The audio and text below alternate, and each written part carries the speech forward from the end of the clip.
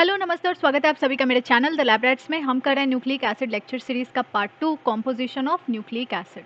जिन्होंने इसका पार्ट 1 नहीं देखा इंट्रोडक्शन ऑफ न्यूक्लिक एसिड, उनके लिए वीडियो के लिंक डिस्क्रिप्शन बॉक्स में प्रोवाइडेड है। वीडियो हिंदी एंड इंग्लिश दोनों ही लैंग्वेज में अवेलेबल है। तो फिर शुरू करते हैं आज का topic. Nucleic acid composition. Nucleic acid किन चीज़ों से बना है? सो लास्ट वीडियो में हमने डिस्कस किया था कि न्यूक्लिक एसिड क्या होते हैं। ये पॉलीमर्स होते हैं। ओके ये पॉलीमर्स होते हैं और बहुत से स्मॉल यूनिट्स से बने होते हैं। Okay MERS means unit and polymers many. Okay बहुत से छोटे छोटे यूनिट से मिलके ये पॉलीमर्स बने होते हैं एंड इन स्मॉल यूनिट्स को हम क्या बोलते हैं? Nucleotide. Okay nucleotide. So suppose ये स्मॉल न्यूक्लियोटाइड यूनिट्स हैं। ये स्मॉल न्यूक्लियोटाइड यूनिट्स आपस में बॉन्ड्स के थ्रू लिंक होते हैं एंड एक पॉलीमरिक स्ट्रक्चर बनाते हैं जिसे हम न्यूक्लिक एसिड बोलते हैं। एंड जिस बॉन्ड के थ्रू हर एक न्यूक्लियोटाइड यूनिट आपस में जुड़े होते हैं उसे हम फॉस्फोडाइस्टर बॉन्ड बोलते हैं। ओके सो बेसिकली अगर आपको न्यूक्लिक एसिड का कॉम्पोजिशन जानना है तो आपको न्यूक्लियोटाइड यानी कि इसके एक सिंगल यूनिट का कॉम्पोजिशन पता होना चाहिए। सो न्यूक्लियोटाइड के केस में जो एलिमेंट्स हमें देखने को मिलते हैं वो है hydrogen, oxygen, carbon, nitrogen and phosphorus. Okay nucleotide 3 major components से बना होता है। पहला है पेंटोज शुगर, दूसरा मेजर कंपोनेंट है नाइट्रोजनस बेसिस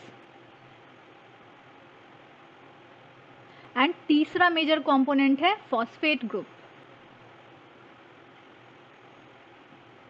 ओके सो इन 3 मेजर कंपोनेंट्स यानी कि pentose sugar, nitrogenous bases and phosphate group, इन तीनों से मिलकर न्यूक्लियोटाइड बने होते हैं और बहुत से न्यूक्लियोटाइड यूनिट्स आपस में फॉस्फोडाइस्टर बॉन्ड के थ्रू लिंक होते हैं एंड न्यूक्लिक एसिड बनाते हैं। न्यूक्लिक एसिड दो तरह के होते हैं, DNA and RNA.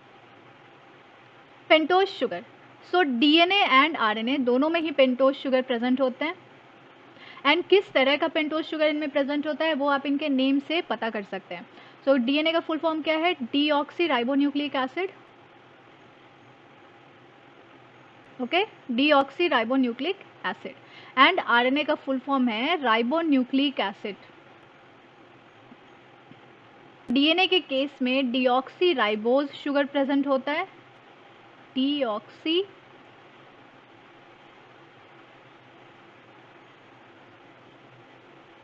And RNA के केस में राइबोज शुगर। ओके ये दो तरह के पेंटोज शुगर इसमें प्रेजेंट होते हैं। पेंटोज बेसिकली क्या होते हैं? ये मोनोसैकेराइड्स होते हैं एंड इनमें 5 कार्बन प्रेजेंट होते हैं। ये 5 कार्बन कंपाउंड होते हैं, मोनोसैकेराइड होते हैं और ये दोनों पेंटोज शुगर है जो कि दो डिफरेंट न्यूक्लिक एसिड में प्रेजेंट होते हैं। नाउ राइबोज शुगर का स्ट्रक्चर देखते हैं।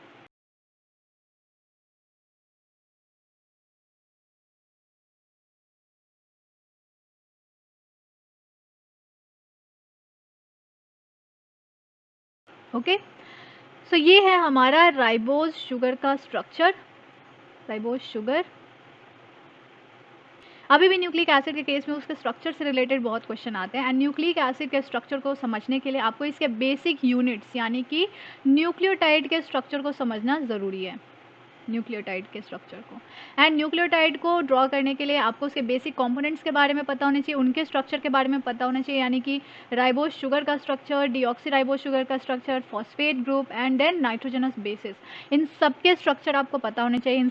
एंड मोस्ट इंपॉर्टेंटली इन सब में एटलीस्ट पेंटोज शुगर यानी कि deoxyribose and ribose sugar, इन दोनों के कार्बन नंबरिंग आपको पता होनी चाहिए। ओके इनके कार्बन नंबरिंग पता होना चाहिए ताकि जब आप न्यूक्लियोटाइड का स्ट्रक्चर ड्रॉ करेंगे तो वहाँ पे ये शुगर फॉस्फेट ग्रुप से भी बाइंड होता है एंड ये बेसिस से भी बाइंड होता है, तो कार्बन की नंबरिंग पता होनी चाहिए ताकि आप बॉन्ड के पोजीशन इजीली ड्रॉ कर सके, आप कोरिलेट कर सके स्ट्रक्चर को कि कहाँ कहाँ कौन से बॉन्ड्स फॉर्म हुए हैं। सो यहाँ पे अगर हम नंबरिंग करना स्टार्ट करें तो इसके ए साइक्लिक फॉर्म में ये वाला कार्बन यहाँ पे क्या प्रेजेंट होता है? Aldehyde group. ओके यहाँ पे अल्डिहाइड ग्रुप प्रेजेंट होता है तो ये कार्बन हमारा फर्स्ट कार्बन हो जाता है, ये सेकेंड कार्बन, ये थर्ड, ये फोर्थ एंड ये फिफ्थ कार्बन। ओके, सो ये हमारी कार्बन नंबरिंग हो गई। सो नॉट डीऑक्सी राइबोज के लिए आपको अलग से किसी स्ट्रक्चर को याद रखने की जरूरत नहीं है। राइबोज शुगर में सेकंड कार्बन पे हाइड्रोक्सिल ग्रुप प्रेजेंट है। अगर यहाँ पे हाइड्रोक्सिल ग्रुप प्रेजेंट ना हो, यहाँ से ऑक्सीजन अगर हट जाए, सिर्फ हाइड्रोजन प्रेजेंट हो, तो ये कन्वर्ट हो जाता है डीऑक्सी राइबोज में।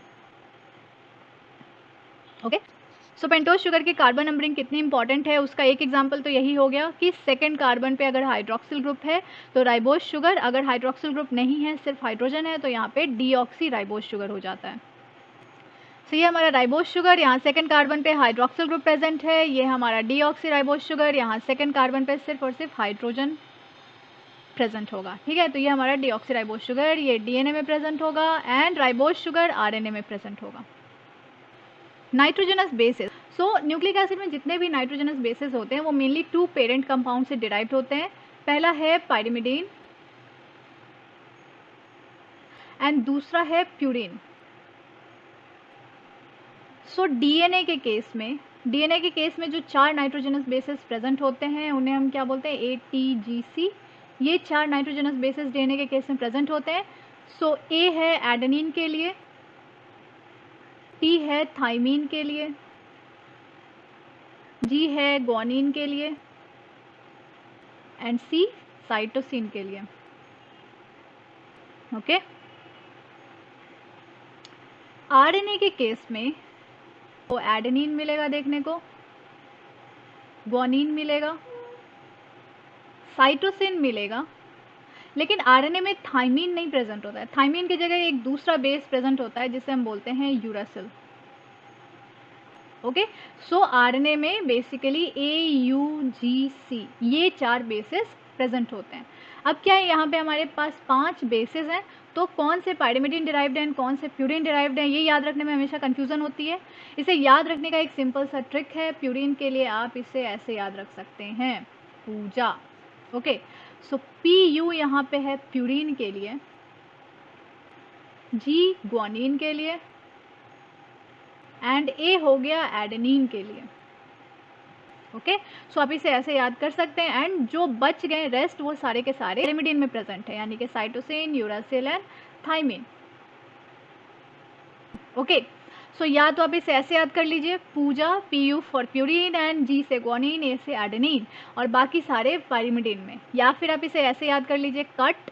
ओके, सो पाइरिमिडीन के लिए cut, cytosine, uracil and thymine and बाकी जो बच गए वो प्यूरिन में। सो अब टोटल 5 नाइट्रोजनस बेसिस हो गए, 3 पाइरिमिडीन में एंड 2 प्यूरिन में, और पांचों के स्ट्रक्चर को याद रखना बहुत ज़्यादा कंफ्यूजिंग हो जाता है, स्पेशली उनके लिए जिन्हें स्ट्रक्चर वगैरह केमिकल स्ट्रक्चर वगैरह ड्रॉ करना बहुत ज़्यादा डिफिकल्ट लगता है, जैसे कि हम जैसे स्टूडेंट्स, है ना। सो हम क्या करते हैं, एक लेमैन वे ढूंढ लेते हैं अपना उन सारे स्ट्रक्चर्स को याद रखने का, उन्हें कैसे ड्रॉ करना है उसका अपना अपना ट्रिक होता है। सो आज उन्हीं ट्रिक्स को हम शेयर करेंगे और देखेंगे किस तरीके से आप सारे नाइट्रोजनस बेसिस को ईजिली ड्रॉ कर सकते हैं, उनके स्ट्रक्चर को ईजिली याद रख सकते हैं।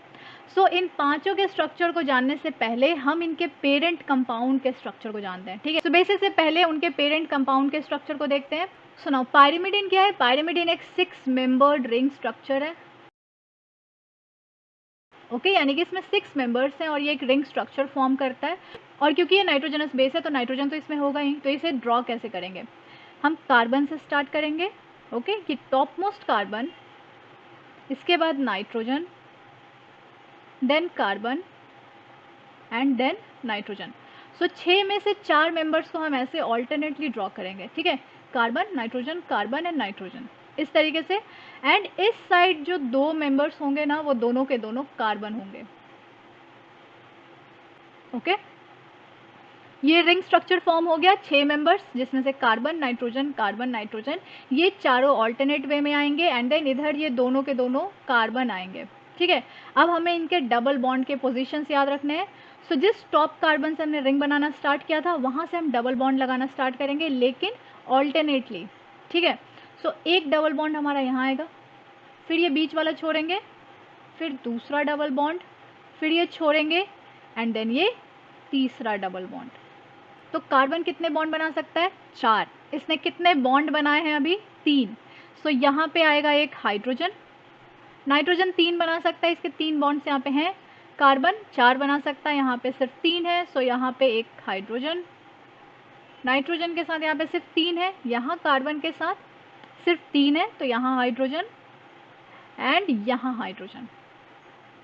ना नेक्स्ट है कार्बन नंबरिंग। ठीक है, तो नंबरिंग इसमें कहाँ से स्टार्ट होगा? इसकी नंबरिंग स्टार्ट होगी ये बॉटम वाले नाइट्रोजन से। ठीक है, जो सबसे नीचे ये नाइट्रोजन प्रेजेंट है, यहाँ से इसकी नंबरिंग स्टार्ट होगी। सो ये हो गया 1, ओके। और ये नंबरिंग कैसे जाएगा? ये जाएगा क्लॉकवाइज डायरेक्शन में। सो ये 1, ये 2, ये 3, 4, 5, 6, बस हो गया। ये है pyrimidine रिंग, है ना। रिंग हमने ड्रॉ कर लिया, बॉन्ड भी बैलेंस कर लिया और नंबरिंग भी कर ली, तो ये हमारा pyrimidine रिंग है, pyrimidine। अच्छा, अब इसमें क्या करते हैं लोग? नाइट्रोजन के पोजीशन को याद करते हैं, है ना। सो नाइट्रोजन के पोजीशन की अगर बात करें, नाइट्रोजनस बेसेस हैं, तो इसमें कितने नाइट्रोजन हैं? 2 हैं। एंड ये कहाँ कहाँ प्रेजेंट है? 1 and 3, first and third position पे ये नाइट्रोजन प्रेजेंट है। लेकिन अगर आपको स्ट्रक्चर याद है तो आपको ये नाइट्रोजन की पोजीशन याद करने की ज़रूरत नहीं है।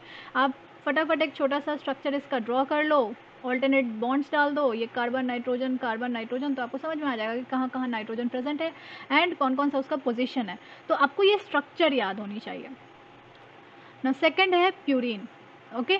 सो प्यूरिन क्या है? ये भी रिंग स्ट्रक्चर है, लेकिन इसमें 2 रिंग्स होते हैं, 2 रिंग होते हैं, ओके। एंड इसमें 9 मेंबर्स होते हैं।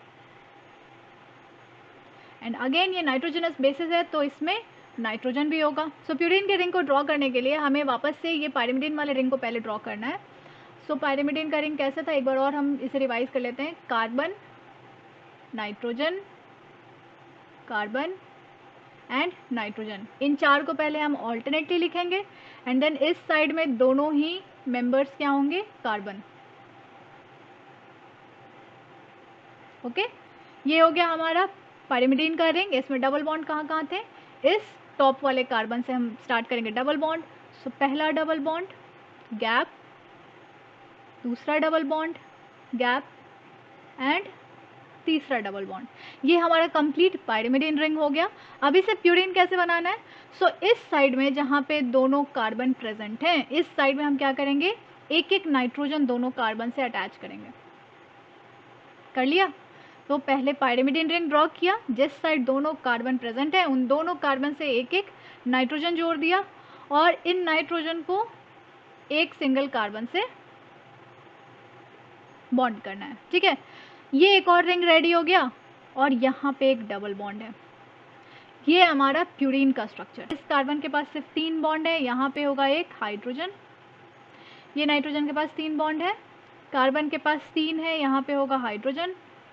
नाइट्रोजन के पास 3 कंप्लीट है, कार्बन के पास 4 कंप्लीट है, कार्बन के पास 4 कंप्लीट है, इस नाइट्रोजन के पास 3 कंप्लीट है, इस कार्बन के पास सिर्फ 3 है। सो यहाँ पे हाइड्रोजन और यहाँ पे हाइड्रोजन। ठीक है, बॉन्ड बैलेंस कर लिया। अब बारी है नंबरिंग करने की। सो यहाँ पे क्या है? हर चीज़ उल्टा है। पायरिमिडीन में जैसा उसका जस्ट ऑपोजिट है, यहाँ पे सिंगल रिंग है, यहाँ पे डबल रिंग है। ठीक है, 2 रिंग है। नंबरिंग यहाँ पे बॉटम वाले नाइट्रोजन से स्टार्ट करते हैं, प्यूरिन के केस में हम ये टॉप वाले नाइट्रोजन से स्टार्ट करेंगे। ठीक है, तो ये आ जाएगा इसका पहला पोजीशन। यहाँ नंबरिंग क्लॉकवाइज डायरेक्शन में किया है, यहाँ पे एंटी क्लॉक में करेंगे। ओके, सो ये 1 है, ये 2, ये 3, 4, अब इधर नहीं जाना है, ये पहले इस रिंग को कंप्लीट करना है, 5 एंड 6। अब हम इस रिंग में आएंगे। सो यहाँ पे 7 और इस बार क्लॉकवाइज 8 एंड 9। ओके, और ये हमारा purine structure complete. So simple and easy. So ये हमारा पायरिमिडीन एंड प्यूरिन का स्ट्रक्चर याद हो गया। कैसे करना है? ये 6 मेंबर रिंग है, पहले कार्बन नाइट्रोजन ऑल्टरनेटली ड्रॉ करेंगे एंड देन इस साइड दोनों कार्बन, बॉन्ड बैलेंस करेंगे, नंबरिंग स्टार्ट करेंगे बॉटम वाले नाइट्रोजन से, इसे देंगे first position and clockwise direction में बाकी सारे मेंबर्स को नंबरिंग कर देंगे। नेक्स्ट आएंगे प्यूरिन में। प्यूरिन में पहले पायरिमिडीन रिंग को ड्रॉ करेंगे एंड देन इस साइड में जहाँ दोनों कार्बन प्रेजेंट है, इन दोनों से एक एक नाइट्रोजन अटैच करेंगे एंड इन दोनों नाइट्रोजन से एक सिंगल कार्बन को बॉन्ड कराएंगे। ठीक है, तो यहाँ पे एक और रिंग रेडी हो जाएगा। इसमें नंबरिंग कैसे करेंगे? टॉप वाले नाइट्रोजन से। किस डायरेक्शन में? एंटी क्लॉक डायरेक्शन में। सो यहाँ से ये पहले इस कार्बन के सारे मेंबर्स को नंबर कर देंगे 6 एंड देन इस वाले छोटे वाले रिंग में क्लॉकवाइज डायरेक्शन में। क्लॉकवाइज एंटी क्लॉकवाइज में अगर आपको कन्फ्यूज़न होता है, आप उसके लिए अपने डिफरेंट ट्रिक से उसे याद कर सकते हैं। मेरा ट्रिक क्या है? सो पाइरिमिडिन के केस में क्या है, एक सिंगल हमारे पास रिंग है ना। अगर हम क्लॉक देखें तो उसमें भी तो एक सिंगल रिंग होता है ना। तो यहाँ पे क्या होता है, इसका नीडल क्लॉकवाइज डायरेक्शन में जाता है। ठीक है, तो जिसमें सिंगल रिंग है उसमें क्लॉकवाइज डायरेक्शन में, जिसमें डबल रिंग है, क्लॉक में 2 रिंग तो नहीं होता ना, एक ही रिंग होता है। सो यहाँ पे जो डबल रिंग है वहाँ पे एंटी क्लॉक में, पहला एंटी क्लॉक, दूसरा क्लॉकवाइज।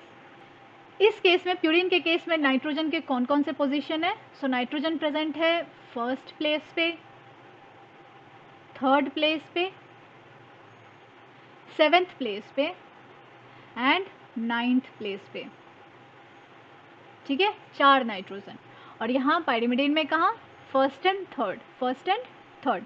सो अब I think purine and pyrimidine के स्ट्रक्चर में तो किसी को प्रॉब्लम नहीं होगी। अब एक एक करके इनके डिराइव्ड बेसिस के बारे में जानते हैं। सो ये हमारे पाइरिमिडिन के स्केलेटन स्ट्रक्चर रेडी है। ओके, अब हमें इनके तीनों डेरिवेटिव को देखना है, cytosine, uracil and thymine. Okay, तीनों के केस में यानी तीनों ही रेजिड्यू के केस में क्या देखने को मिलता है? सेकेंड कार्बन पे ऑक्सी ग्रुप प्रेजेंट होता है। ठीक है, सो साइटोसिन, यूरासिल एंड थाइमीन, तीनों ही पाइरिमिडिन डेरिवेटिव के सेकेंड कार्बन पे ऑक्सी ग्रुप प्रेजेंट होता है। ओके, नाउ फर्स्ट है साइटोसिन। साइटोसिन के केस में ये सेकेंड कार्बन पे ऑक्सी ग्रुप तो है ही, फोर्थ कार्बन पे एक अमीनो ग्रुप होगा और बस साइटोसिन का structure ready. Okay, so second carbon पे oxy group and fourth carbon पे अमीनो ग्रुप, यही है हमारा साइटोसिन का स्ट्रक्चर। कार्बन के पास 4 बॉन्ड है, नाइट्रोजन के पास 3 बॉन्ड है, इस कार्बन के पास 5 बॉन्ड है, तो ये डबल बॉन्ड में से एक बॉन्ड हटेगा। नाउ इस नाइट्रोजन के पास 2 बॉन्ड है, सो यहाँ आएगा एक हाइड्रोजन। इस कार्बन के पास 3 बॉन्ड है, यहाँ हाइड्रोजन। इस कार्बन के पास 3 बॉन्ड है, सो यहाँ भी हाइड्रोजन। ठीक है, साइटोसिन के स्ट्रक्चर को और किस तरीके से लिख सकते हैं? सेकेंड कार्बन पे ऑक्सी ग्रुप है, सो 2 ऑक्सी। फोर्थ कार्बन पे अमीनो ग्रुप है, 4 अमीनो पाइरिमिडीन। ओके, नेक्स्ट है यूरासिल। साइटोसिन से भी इजी। ठीक है, यहाँ पे सेकेंड कार्बन पे ऑक्सी ग्रुप है, फोर्थ कार्बन पे भी ऑक्सी ग्रुप ही है। ठीक है, ये है हमारा यूरासिल का स्ट्रक्चर। इस कार्बन में कितने बॉन्ड है? 5। इसके डबल बॉन्ड में से एक बॉन्ड हटा देंगे। नाउ इस नाइट्रोजन के पास 2 बॉन्ड है, सो यहाँ पे आएगा एक हाइड्रोजन। इस कार्बन के पास अगेन 5 बॉन्ड है, सो ये बॉन्ड हटेगा, इसका एक हटेगा बॉन्ड। नाउ इस नाइट्रोजन के पास सिर्फ 2 बॉन्ड है, यहाँ पे एक हाइड्रोजन, यहाँ एक हाइड्रोजन, यहाँ एक हाइड्रोजन। ये यूरासिल का स्ट्रक्चर है। ठीक है, इसे और कैसे लिख सकते हैं? सेकेंड कार्बन पे ऑक्सी ग्रुप और फोर्थ कार्बन पे भी ऑक्सी ग्रुप, सो इसे हम लिख सकते हैं 2,4 डाईऑक्सी पाइरिमिडीन। ओके, अब अगर आपको यूरासिल का स्ट्रक्चर पता है, आपको थाइमीन का स्ट्रक्चर भी पता है। थाइमीन, सो थाइमीन के लिए पहले तो यूरासिल के जो भी प्रॉपर्टीज हैं आगे, इसके अलावा इसके 5th कार्बन पे एक मिथाइल ग्रुप प्रेजेंट होता है। सो हमने इनिशियली क्या डिस्कस किया था? थाइमीन एंड यूरासिल के स्ट्रक्चर सिमिलर है। सो यूरासिल में क्या है? सेकेंड एंड फोर्थ दोनों पे ऑक्सी ग्रुप है, थाइमीन में भी सेकेंड एंड फोर्थ दोनों पे ऑक्सी ग्रुप है और एक एक्स्ट्रा 5th कार्बन पे मिथाइल ग्रुप है। थाइमीन को हम मिथाइलेटेड यूरासिल भी बोलते हैं। ओके, सो थाइमीन को और कैसे हम लिख सकते हैं? यहाँ सेकेंड एंड फोर्थ दोनों पे ऑक्सी ग्रुप है, तो उसे हम लिखेंगे 2,4 डाईऑक्सी। 5th पे मिथाइल ग्रुप है, 5 मिथाइल पाइरिमिडीन। ओके, सो इतना इजीली हमने सिर्फ पेरेंट कंपाउंड के स्ट्रक्चर को समझा और उसके बाद हमें इन सारे स्ट्रक्चर को हम इतने इजीली ड्रॉ कर सकते हैं, है ना, इन सारे स्ट्रक्चर को हम इतने इजीली रिमेंबर कर सकते हैं। सो सिर्फ पेरेंट कंपाउंड पे हमें ध्यान देना है और इनके सारे स्ट्रक्चर बस थोड़े थोड़े डिटेल हमें याद रखने हैं और हम इन सारे स्ट्रक्चर्स को याद कर सकते हैं। एंड नाउ इसके इलेक्ट्रॉन बैलेंस करते हैं। सो इस कार्बन के पास 5 बॉन्ड है, सो इस डबल बॉन्ड में से एक बॉन्ड हटेगा। इस नाइट्रोजन के पास सिर्फ 2 बॉन्ड है, यहाँ एक हाइड्रोजन आएगा। अगेन इस कार्बन के पास 5 बॉन्ड है, सो ये इस नाइट्रोजन के पास सिर्फ 2 बॉन्ड है,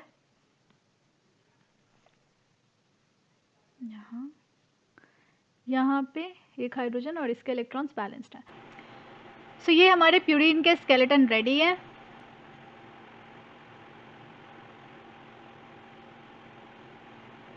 पहला है एडेनिन।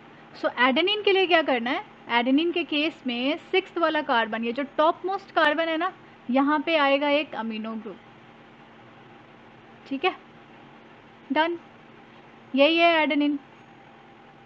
यहाँ पे 4 बॉन्ड, डन, यहाँ 3, यहाँ 3। सो यहाँ आएगा एक हाइड्रोजन, यहाँ 3 है, यहाँ 4 है, यहाँ 4 है, यहाँ 3 है, यहाँ एक हाइड्रोजन और एक यहाँ। ये है एडेनिन। एडेनिन को हम और कैसे लिख सकते हैं? सो 6th पोजीशन पे अमीनो ग्रुप है, इसे हम लिख सकते हैं 6 अमीनो प्यूरीन। ओके, नेक्स्ट है ग्वानिन। सो ग्वानिन के लिए क्या करना है, टॉप मोस्ट कार्बन पे हमें क्या लाना है, ऑक्सी ग्रुप, और ये 2nd कार्बन पे अमीनो ग्रुप।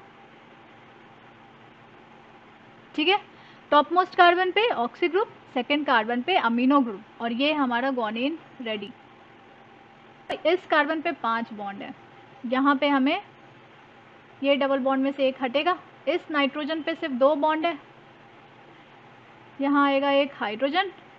इस कार्बन ने 4 बॉन्ड बना रखे हैं, इसने 3 बना रखे हैं, यहाँ 4 बने, यहाँ 4 बने, यहाँ 3 बने, यहाँ आएगा एक हाइड्रोजन और यहाँ आएगा एक हाइड्रोजन, और ग्वानिन रेडी। सो अब हम इसे और कैसे लिख सकते हैं, 2nd वाले पोजीशन पे एक अमीनो ग्रुप है, सो 2 अमीनो, 6th पोजीशन पे ऑक्सी ग्रुप है, 6 ऑक्सी प्यूरीन। सो देखा, सिर्फ पेरेंट कंपाउंड के स्ट्रक्चर को याद रखने से कितना इजी हो गया इन 5 बेसेस, जितने भी नाइट्रोजनस बेसेस हैं ये 5, इनके स्ट्रक्चर को याद रखना। तो ये सारे नाइट्रोजनस बेसेस हैं, ठीक है। प्यूरीन्स में आगे adenine and guanine. So adenine के केस में क्या है, 6th पोजीशन पे है amino group, 6 amino purine. Guanine के केस में क्या है, 6th पोजीशन पे है oxy group and 2nd position पे है अमीनो ग्रुप। ठीक है, नेक्स्ट है पायरिमिडिन। साइटोसिन के केस में क्या है, 2nd पे ऑक्सी एंड 4th पे अमीनो ग्रुप। थायमिन के केस में 2nd एंड 4th दोनों पे ऑक्सी एंड देन 5th पे एक मिथाइल ग्रुप।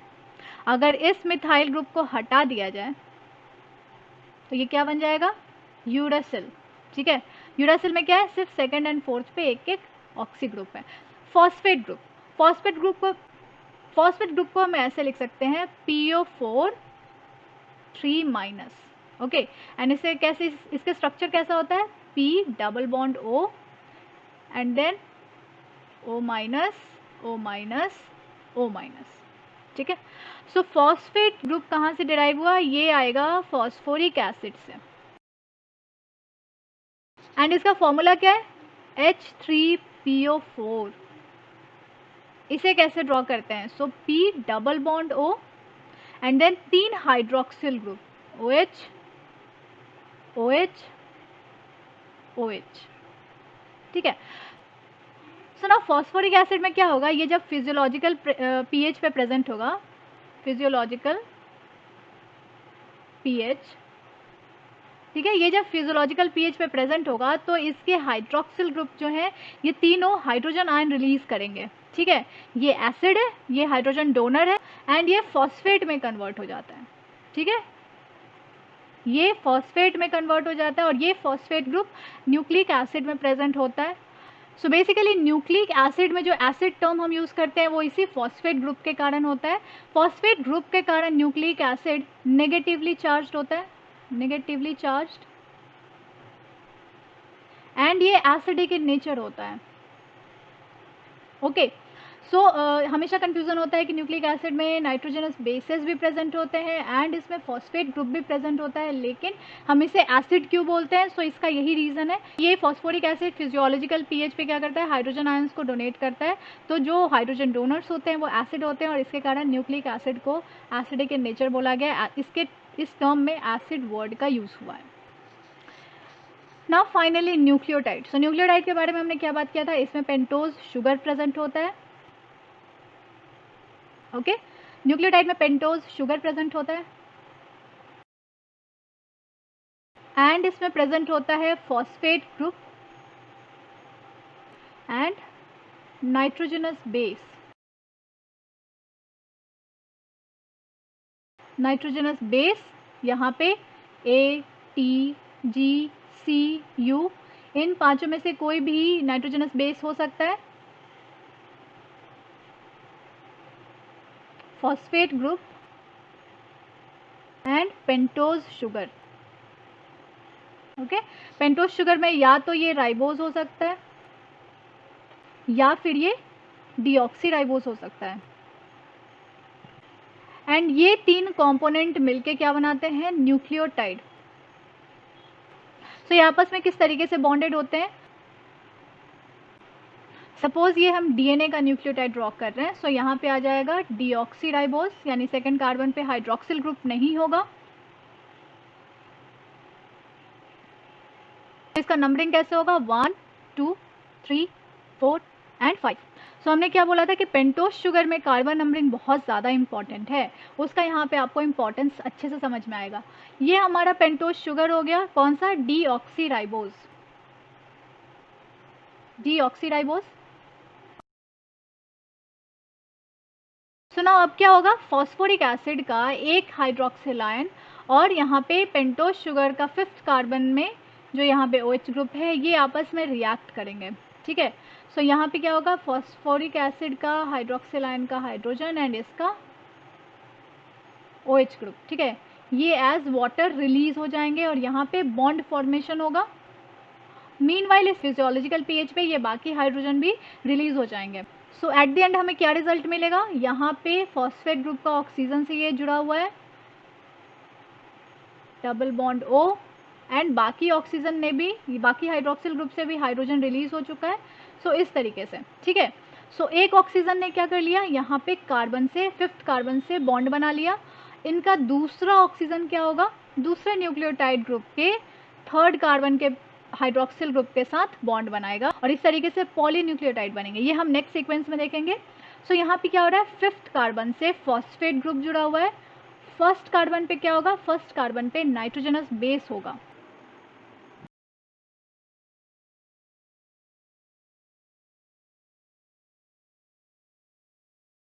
ओके, और ये हमारा फॉस्फेट ग्रुप। सो ये ओवरऑल स्ट्रक्चर अगर देखा जाए तो ये पेंटोज शुगर हो गया, डीऑक्सीराइबोज। डीऑक्सीराइबोज के 1st कार्बन से क्या जुड़ा हुआ है? नाइट्रोजनस बेस, यहाँ पे एग्जाम्पल में 16 लिया है हमने, एंड 5th कार्बन से फॉस्फेट ग्रुप। ठीक है, इस पेंटोज शुगर के 3rd कार्बन का हाइड्रोक्सिल ग्रुप भी फॉस्फेट ग्रुप से जुड़ा हुआ होता है, जो कि नेक्स्ट न्यूक्लियोटाइड का फॉस्फेट ग्रुप होता है। तो वो हम आगे जब पॉलीन्यूक्लियोटाइड का स्ट्रक्चर देखेंगे तो समझ लेंगे। सो ये हमारा क्या है? ये न्यूक्लियोटाइड स्ट्रक्चर है। एंड इसीलिए मैंने बोला था कि हमें पेंटोज शुगर की कार्बन नंबरिंग ज़रूर पता होनी चाहिए। यहाँ पे आपको इंपॉर्टेंस उसका समझ में आ रहा होगा।